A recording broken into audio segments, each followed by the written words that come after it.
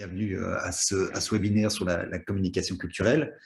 Avant de commencer, je voulais vous parler un petit peu du projet Cosmos Studio. Cosmos Studio, c'est un nouveau lieu à Bruxelles et effectivement aussi un nouveau site qui est une émanation de comédien.be.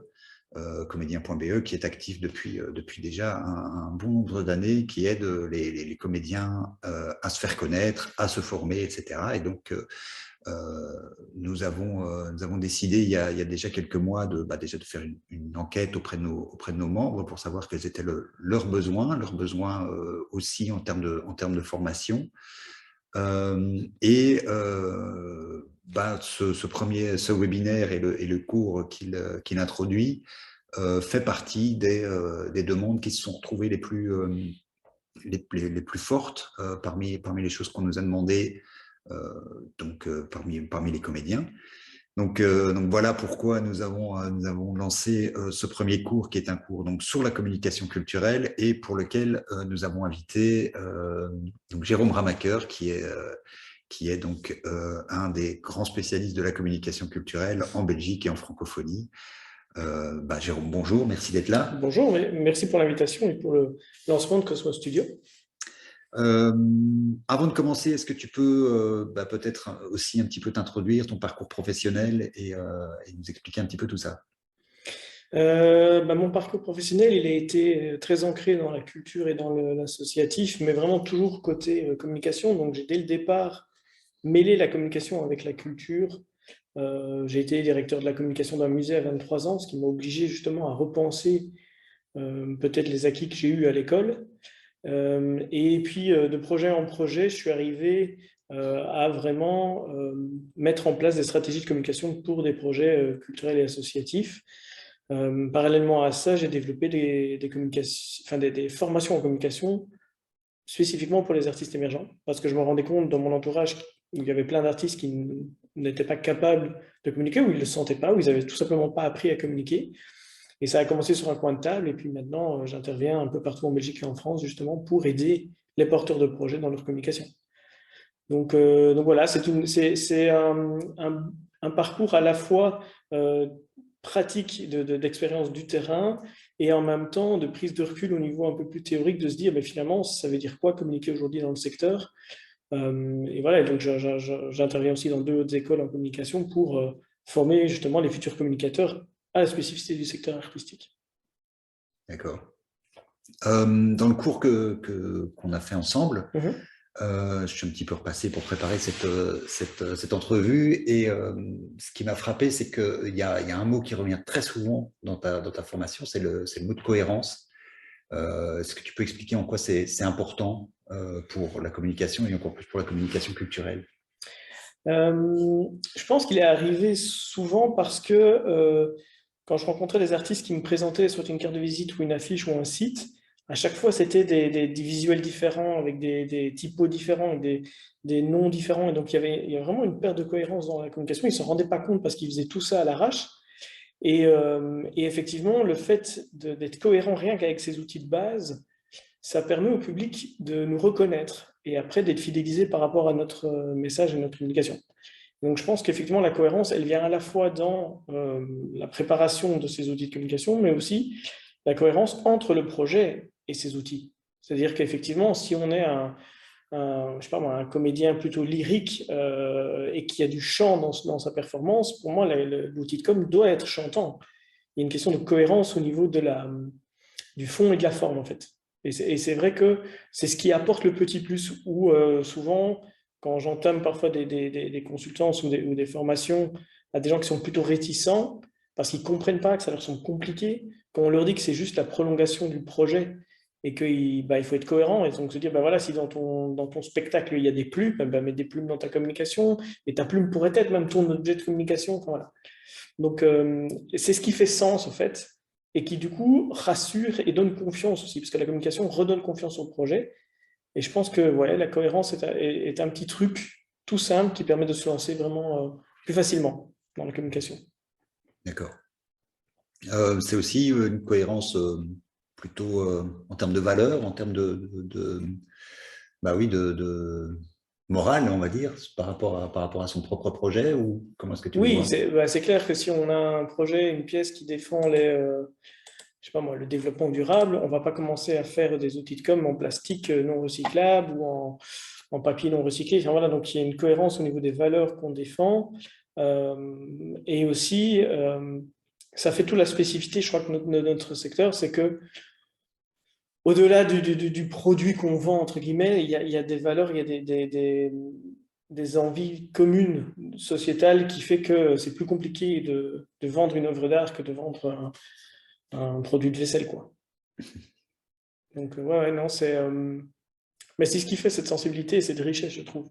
C'est là où on peut aller rechercher vraiment une communication qui est beaucoup plus relationnelle et qui a beaucoup plus de sens, et que du coup, les gens s'engagent beaucoup plus dedans. D'accord. Bah, tu parlais justement de cette différence entre un produit culturel et un produit classique, Mhm. un produit du commerce. Toi, tu parles effectivement de communication culturelle plutôt que marketing Mhm. ou communication en général. C'est quoi la spécificité de la communication culturelle? Euh, pour moi, la communication est un phénomène beaucoup plus large que simplement le marketing. Le marketing, c'est un outil parmi d'autres, mais on peut communiquer sans faire du marketing. Et c'est vrai que la communication culturelle, c'est vraiment la réflexion au niveau d'une communication qui fait culture, et donc qui fait en sorte qu'on a des références communes et qu'on partage certaines valeurs et certains messages. Et c'est aussi une communication qui est spécifique pour un secteur culturel, parce qu'effectivement, on ne met pas en avant les mêmes arguments, ni les mêmes contenus. Donc voilà, il y a les deux grandes spécificités, on va dire, de la communication culturelle, c'est que si on parle vraiment du coup en termes marketing, c'est que l'offre vient avant la demande et l'offre s'arrête avant la demande. C'est-à-dire qu'on a un projet et on va aller chercher qui ça peut intéresser, alors que dans des techniques plus commerciales, on va d'abord faire des études de marché et puis sortir un produit où on sait que ça intéresse déjà des gens ou c'est susceptible d'intéresser des gens. Donc on a ce côté, nous on porte un projet et puis on va essayer de rechercher un public qui peut être intéressé. Et l'autre, c'est que quand je vais au supermarché chercher un produit, tant qu'il y a de la demande, il est toujours là. Tandis que un concert, une expo, un spectacle, il est peut-être programmé un ou deux soirs, et puis après, c'est fini, le lendemain, il n'est plus là, même s'il y a de la demande. Et donc, ça fait partie de ces spécificités qui rendent effectivement le métier compliqué, mais en même temps hyper stimulant, parce qu'on doit constamment être dans cette relation avec le public. Mhm. Euh, donc, tu parles du côté parfois éphémère de la création artistique, mais par contre, encore une fois, dans le cours, tu insistes souvent sur l'aspect de long terme, de penser la communication vraiment sur du plus long terme, et notamment sur l'après. Donc, c'est-à-dire qu'il il y a ce côté ne pas arrêter sa communication à l'événement en soi.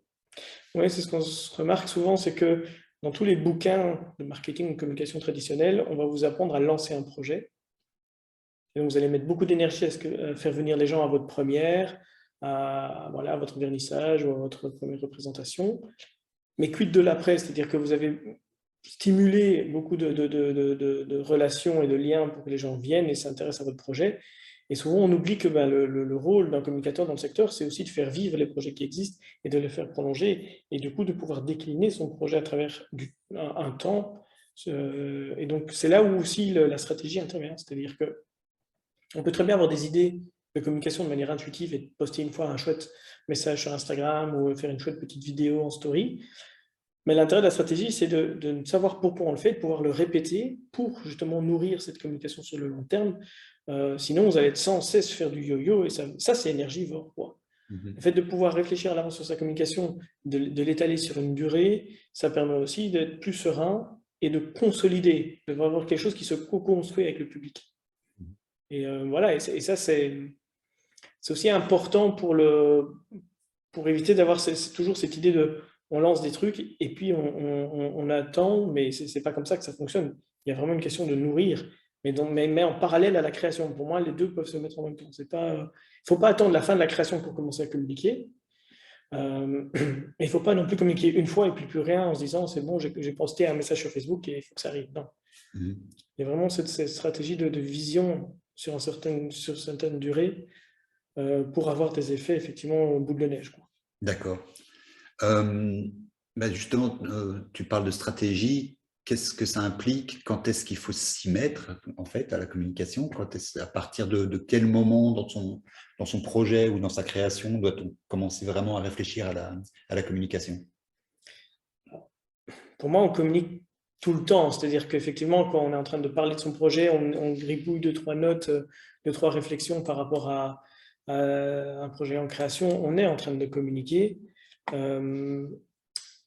Maintenant, on se rend compte aussi que dans le milieu, on doit rapidement pouvoir fournir un dossier, une vidéo, un site web.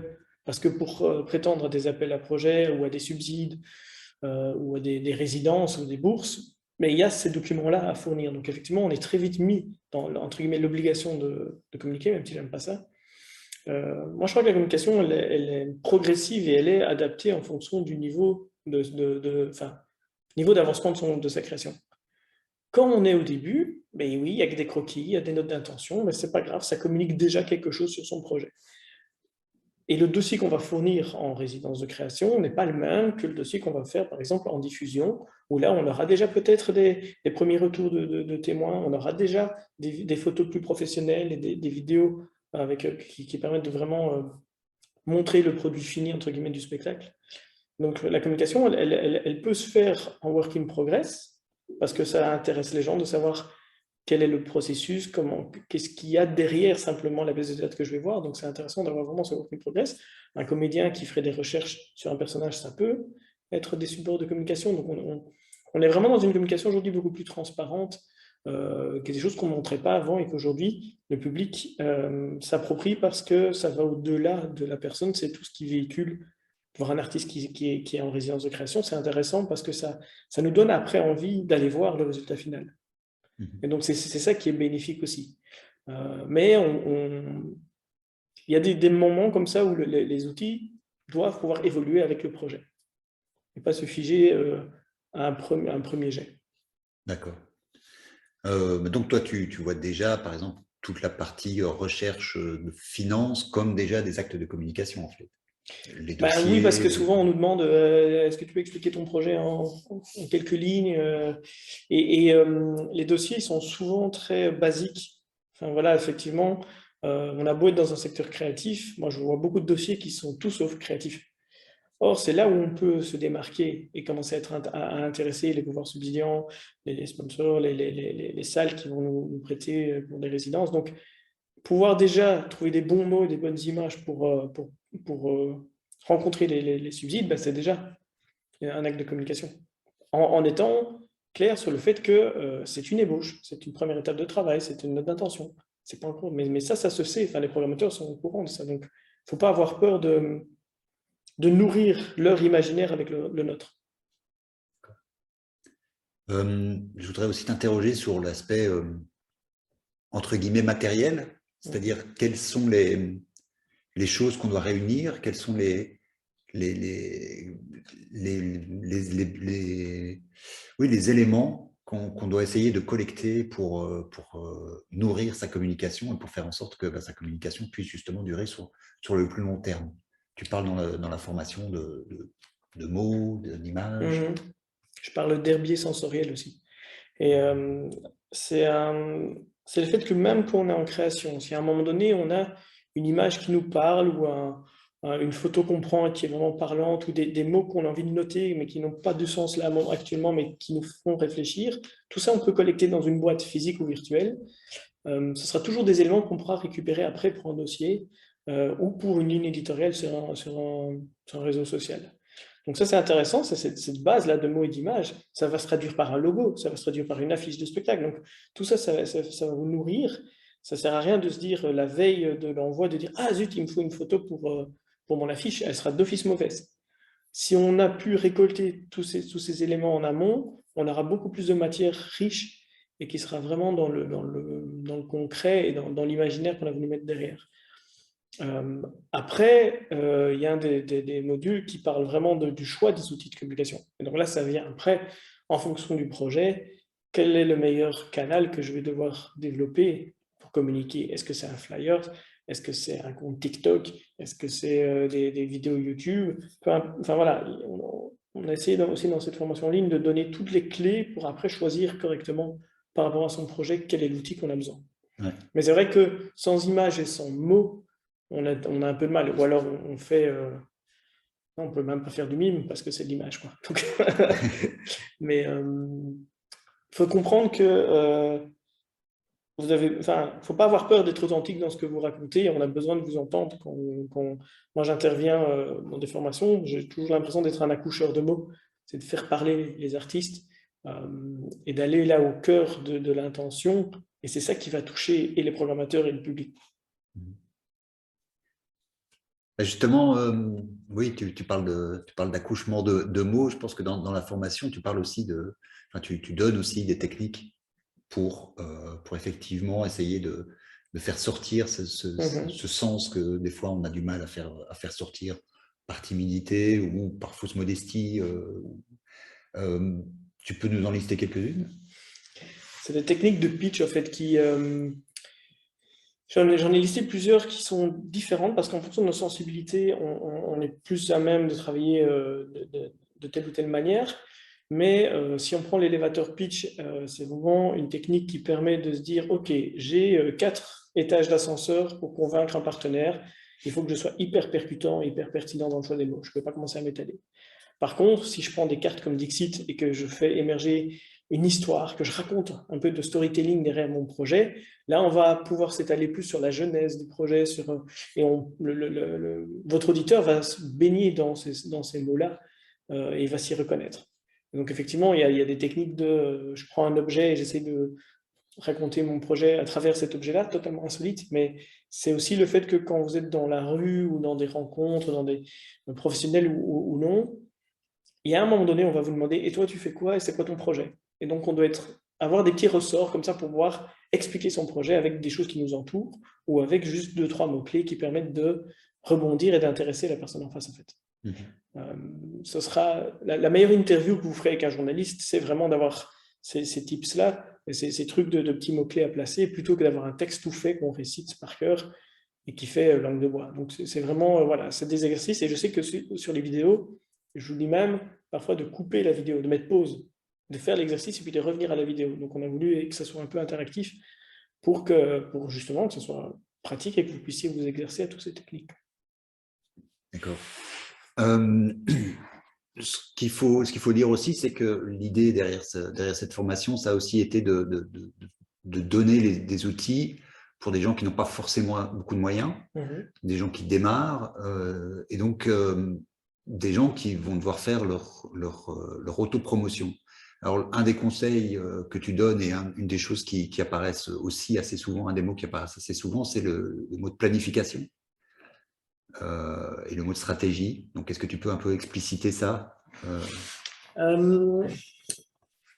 Quand je fais parfois des purges, ce que j'appelle en formation, c'est-à-dire que je demande aux participants qu'est-ce que vous reprochez à la communication pour un peu qu'on se vide, parce qu'effectivement, voilà, pas mal de choses qu'on entend, on croit savoir, ou des a priori sur la communication. Un élément qui revient souvent, c'est que j'ai pas le temps et que ça prend du temps.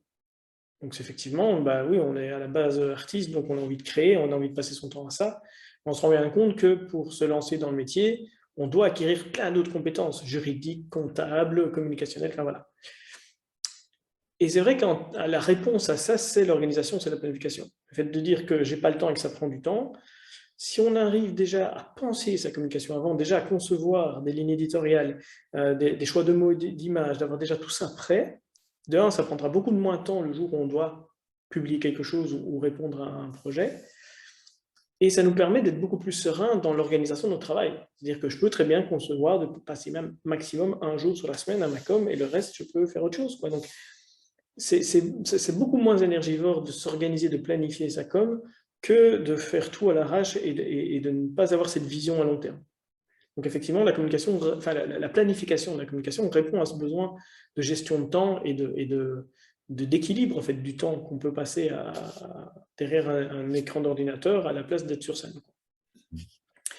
La stratégie, elle apporte du sens. Donc, OK, il y a la planification, c'est organisationnel. Ça veut dire que, OK, je sais que pour telle date, je dois avoir une affiche, mais donc, Ce jour-là, j'ai une petite représentation. Je vais en profiter pour avoir un photographe pour faire des photos, peut-être même une vidéo, parce que la vidéo, je l'aurai peut-être besoin plus tard sur mon site. Donc voilà, on essaie de s'organiser au niveau de tous les matières, les matériaux de base de la communication. La stratégie, elle va donner plutôt du sens, c'est-à-dire, OK, mais quel type de photo je vais demander au photographe de prendre? Est-ce que ça sera plutôt juste moi dans certains moments du spectacle parce que c'est ça qui est important? Est-ce que c'est plutôt des photos avec le public parce que je veux montrer que je joue devant un public, plutôt en extérieur, en intérieur, etc. Quelle est l'intention que je veux mettre derrière au niveau de ma vidéo aussi? Parce qu'une vidéo, on peut faire plein de vidéos différentes.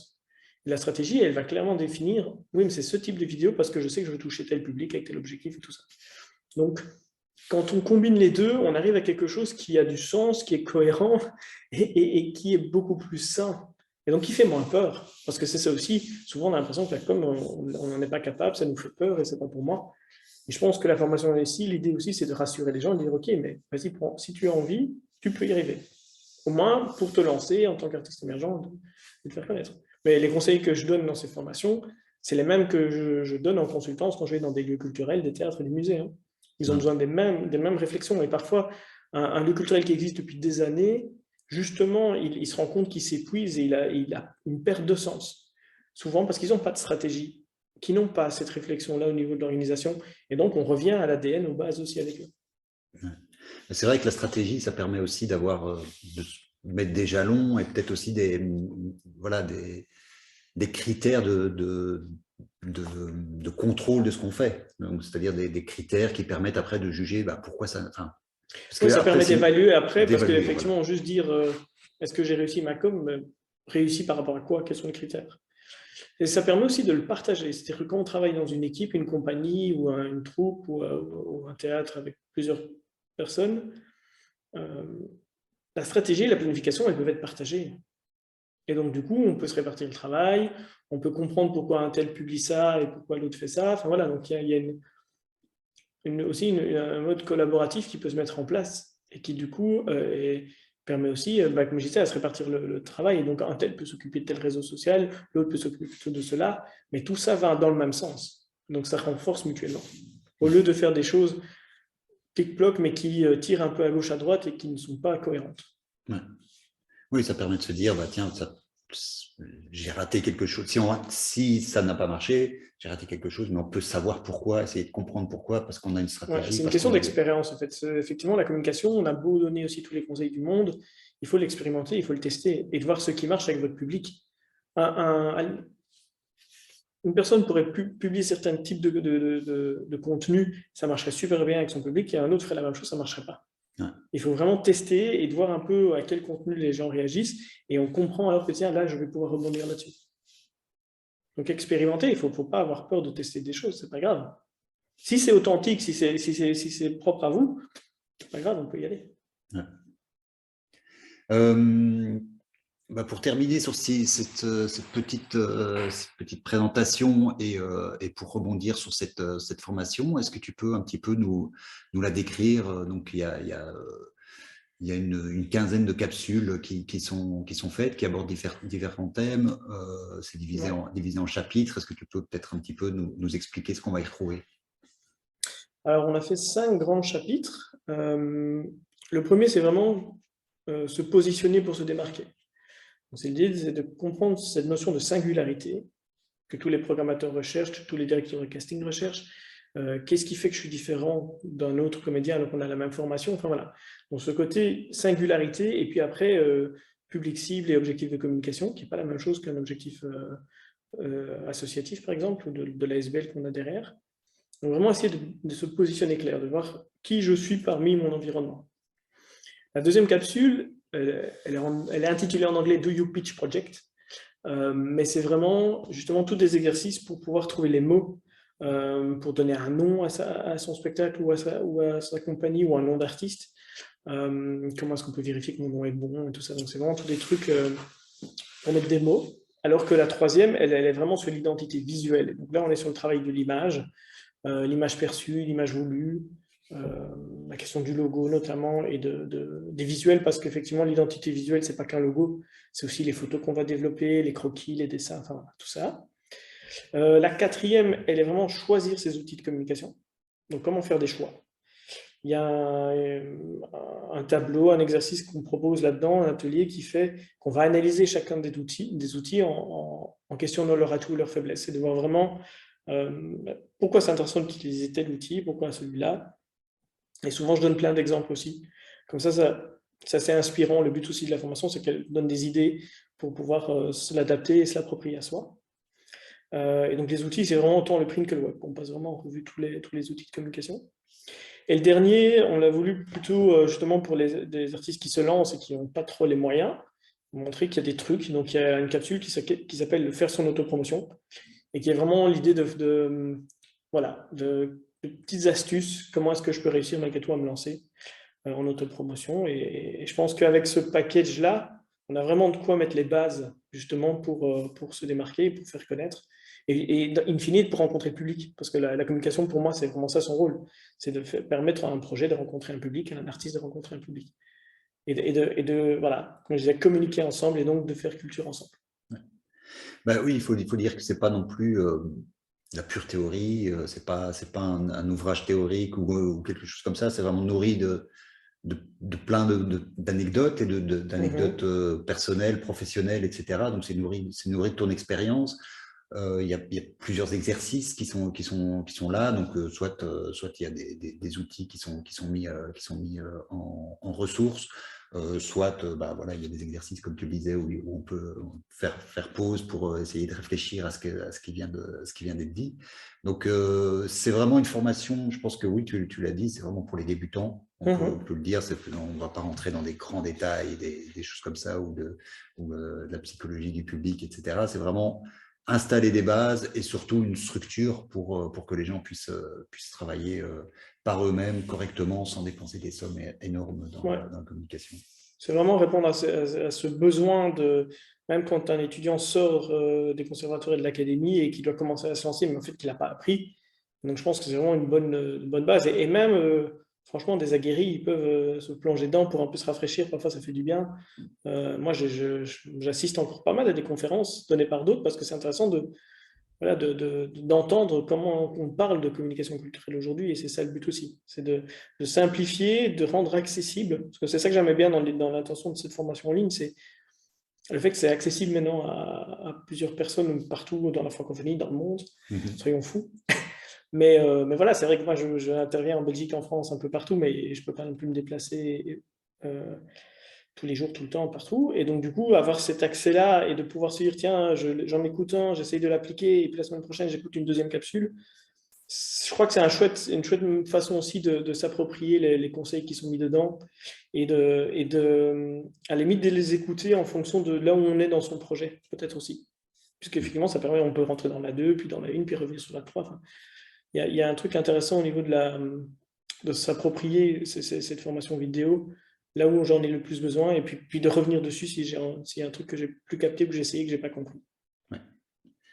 Alors oui, il faut dire qu'on a aussi essayé donc, de faire en sorte que ce soit aussi accessible en termes financiers, c'est-à-dire qu'on a, voilà, elle est payante certes, mais on a décidé de la faire à 99 €, sachant également qu'il y a, si vous êtes membre de Comédien, puisque nous sommes une émanation de Comédien, si vous êtes membre de comédien.be, que vous êtes en ordre de cotisation, etc., vous avez encore une réduction de 30% par rapport à ce prix. Donc, ça équivaut à 70 €. Et comme tu le disais, Jérôme, c'est vrai que c'est quelque chose sur lequel on revient. Donc, c'est pas un accès évidemment unique. Il faut y revenir régulièrement. Il y a peut-être des choses qu'on va pouvoir y rajouter, des petits exercices, etc. L'accès restera à vie, ou en tout cas pour autant que nous vivons, et cette formation sera accessible. Donc voilà. N'hésitez pas à aller voir sur notre site. Donc il y a le site, la formation est maintenant en ligne et accessible, donc vous pouvez y aller. On va peut-être vous laisser, alors que quelqu'un rentre maintenant, mais je vais la laisser rentrer. Ah, elle est repartie. Je vais peut-être laisser du temps à des questions. Je vous propose de réactiver éventuellement votre micro pour poser vos questions si vous en avez. Donc, on a encore une petite vingtaine de minutes pour discuter de sujets qui vous intéressent plus particulièrement. Donc, n'hésitez pas. On va vous laisser un peu le temps avant de décider.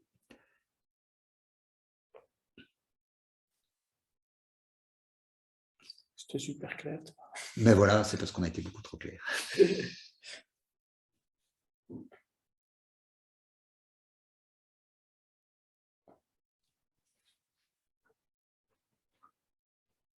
Bien, Ah ben voilà, effectivement, on nous confirme que tout ça a été super clair. Bah, écoutez, merci beaucoup, c'est très gentil.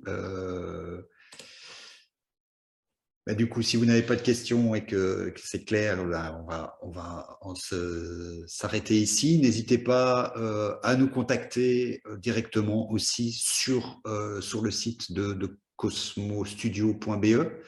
Vous verrez que donc, dans la partie formation, il y a régulièrement un petit peu à gauche, à droite des formulaires.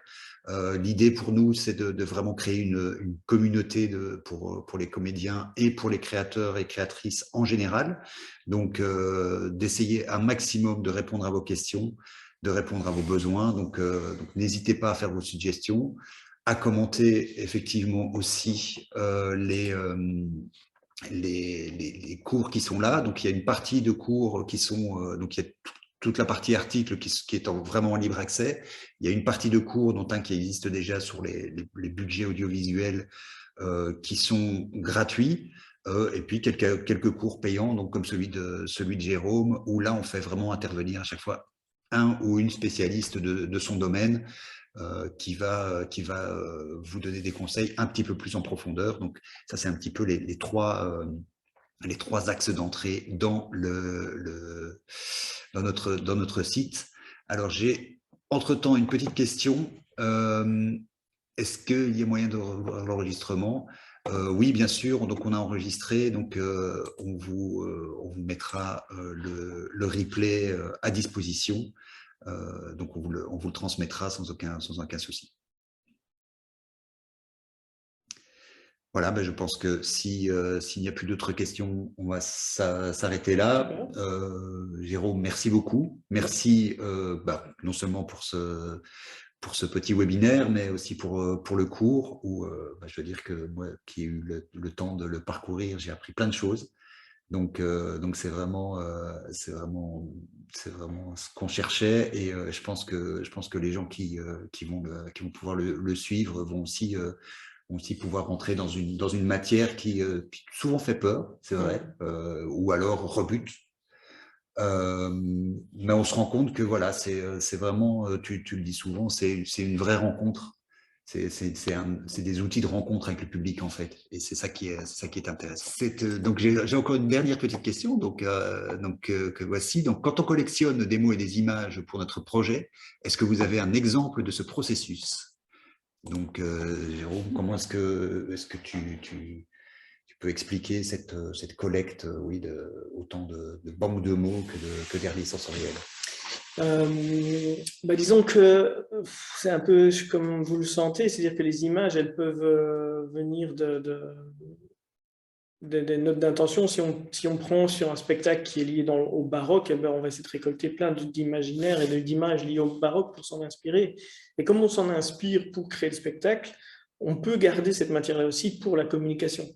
Donc, toutes vos recherches créatives, elles sont déclinables en communication aussi. Au niveau des mots, effectivement, après, il y a une question de trouver les mots. Si je reste sur le thème du baroque, il y a un vocabulaire spécifique à cette époque-là. Autant trouver des mots qui sonnent baroque pour être dans ce vocabulaire-là et embarquer encore les gens directement dans notre univers avec juste 2-3 mots et un imaginaire visuel.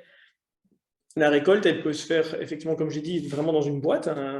On découpe des images, on les met dedans, ou simplement un fichier dans lequel vous allez déposer, qui s'est déposé plein d'infos. Vous pouvez avoir même, si vous préférez, un tableau Pinterest dans lequel vous mettez toutes vos images. Ça peut fonctionner aussi. Chacun peut avoir cette technique-là. Il y en a qui utilisent Trello aussi pour collecter tous des infos, même de manière collaborative. Donc, des outils existent, soit individuels, soit collaboratifs pour le faire. L'important, c'est qu'après, les mots, ils aient du sens aussi. C'est-à-dire que récolter des mots, mais qui après ne sont pas pertinents par rapport au projet, ben, voilà, il y a un tri à un moment donné à faire. Mais le tri, on peut le faire que si on a compilé. Donc voilà, compiler des mots qui, a priori, au début, vous ne savez pas trop pourquoi, mais c'est des mots qui vous parlent. Et puis, voyons comment est-ce qu'on peut les utiliser pour être pertinents sur la présentation de votre projet. Je pense que pour rebondir là-dessus, il faut pas hésiter à être assez large et de se dire collecter un maximum, histoire de faire le tri après, mais de ne pas laisser sur le côté peut-être des choses ou des pistes que vous pourriez utiliser dans votre communication. Je pense à un moment, tu parles aussi d'une chorégraphe, je pense, qui n'avait pas les images qu'il lui fallait. Et donc, effectivement, bon, bah voilà, si elle a écarté quelques images qui faisaient plus sens que ce qu'elle pensait, elle peut perdre effectivement une partie de son matériel comme ça, en se disant, ah bah non, ça je laisse tomber parce que ça ne fera pas sens.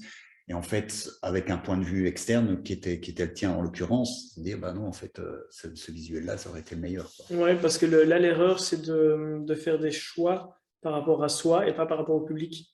Et donc souvent, effectivement, on dit, ah ben, qu'est-ce que je mettrais bien sur mon site, quelle photo, je vais choisir cette photo parce que c'est un moment que j'aime bien dans le spectacle ou une figure que j'ai du mal à passer, enfin voilà, plein de trucs comme ça. Et au final, c'est peut-être des belles images, mais elles ne parlent pas du spectacle, elles n'informent pas. Et donc, le choix, parfois, vient plutôt du côté public en disant, mais qu'est-ce que je dois montrer au public pour qu'ils comprennent quels sont les mots que je dois utiliser pour qu'ils soient embarqués avec moi dans l'univers.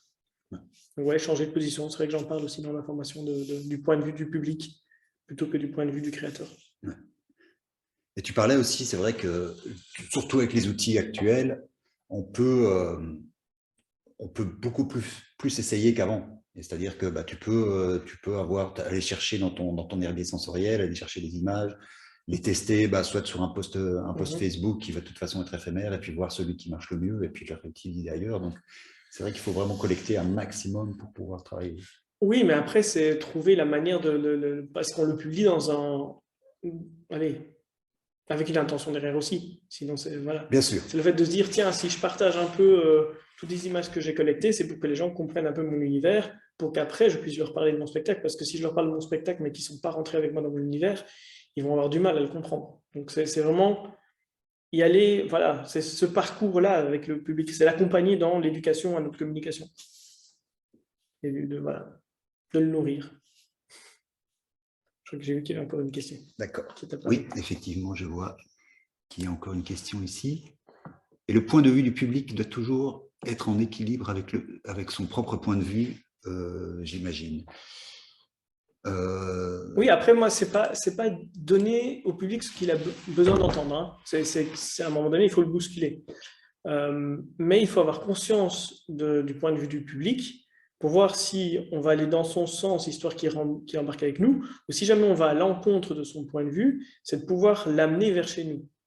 Et donc voilà, c'est une question effectivement de pouvoir traduire aussi, parce que parfois, dans des dossiers, par exemple, de subvention qu'on fait au début d'un projet, on va utiliser des beaux mots bien pompeux, bien ronflants, pour que ça fasse plaisir à la communauté française, etc. Ces mots-là, ça ne parle pas aux spectateurs. Donc, il faut pouvoir traduire aussi les mots en fur et à mesure de son projet à qui on parle, et on ne parlera pas de la même manière à un spectateur qu'à un pouvoir subsidiant, quoi. Donc, il y a cet équilibre, elle vient aussi dans le choix des mots en fonction des publics. Je ne sais pas si ça a répondu à votre question, mais c'est vrai que oui, c'est toujours une sorte de dialectique entre ce qu'on a envie de dire et puis ce que notre public est prêt à entendre, en fait, presque.